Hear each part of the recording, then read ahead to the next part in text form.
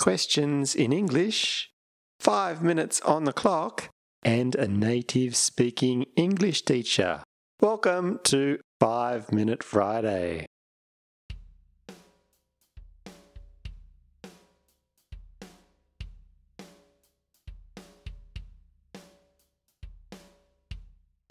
Hi everyone, my name is Chris and welcome to 5 Minute Friday. I have 5 minutes on my timer and I have your questions in this bag. So let's start with some questions all about English.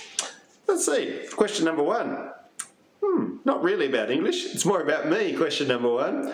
What do you do in your time free? Oh, time free? We don't say time free. We say free time.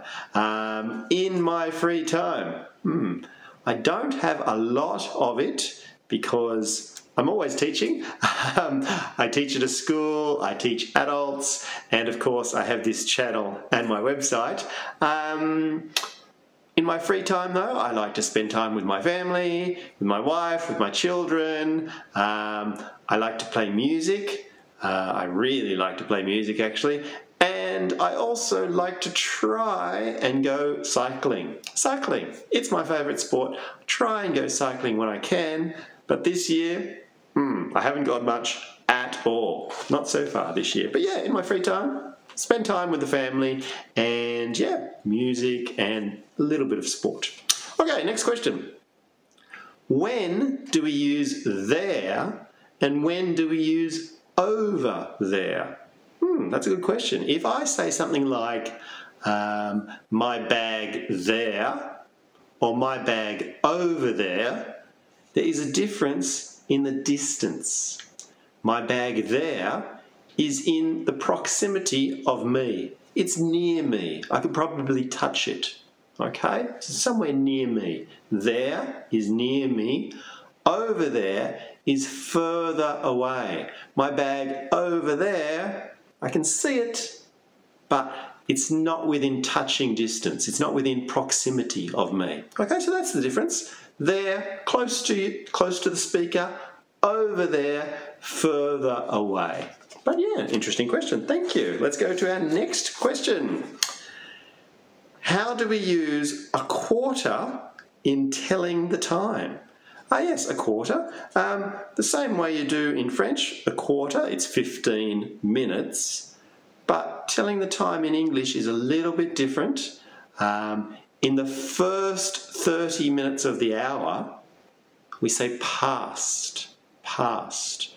So any minutes that are in that first 30 minutes, we say past. So using your quarter, it could be this time, for example, 8:15. A quarter past 8, okay? If it wasn't a quarter, if it was something like 25, it would be 25 past 8. But if it's in the second half of the hour, we use to, and it's to the next hour. So for us, for 9h moins quart, we wouldn't say 9h moins quart, no. We would actually say 9:15. 9:15 is how we say it in English.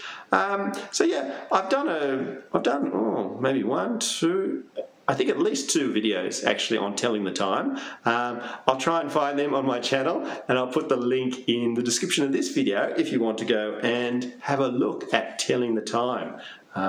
One of them I remember has a nice quiz at the end too for telling the time, so that might be good practice for you. Let's go on to our next question. What is the difference in relative pronoun between who and whose? Who and whose? Okay, so let's look at whose. Not a very common word, not many people use it or use it correctly, but whose. It's all about a possession, and let's say for example, I saw my friend Tim whose house I painted last week. Last week I helped him paint his house, and I say, I saw my friend Tim whose house I painted last week. Okay? It's the house of Tim, and that is the possession we're talking about. Whose. It's often confused with whose like this.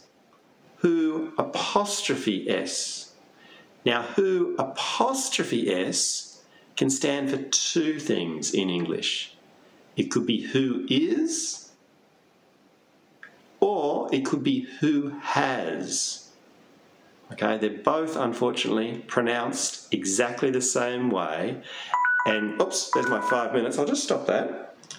But I'll finish this question for you. Yes, they're both pronounced the same way. They're both spelt the same way, but they are different. Whose for who is, and whose for who has. Now, let's go back to my friend Tim. Let's say Tim, who's a doctor. Tim, who's a doctor. Tim, who is a doctor. Okay, there's no possession there.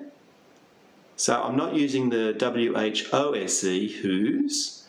I'm using whose with the who with the apostrophe S for who is. Tim, who's a doctor.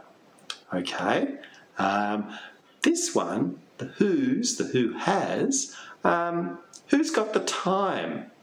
Who's got the time? Who has got the time? That's my contraction there.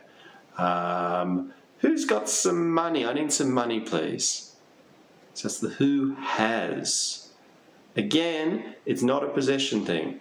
The whose, W-H-O-S-E, is all about a possession. When what did I say? I can't remember my example. I saw my friend Tim, whose house I painted. I think I said something like that.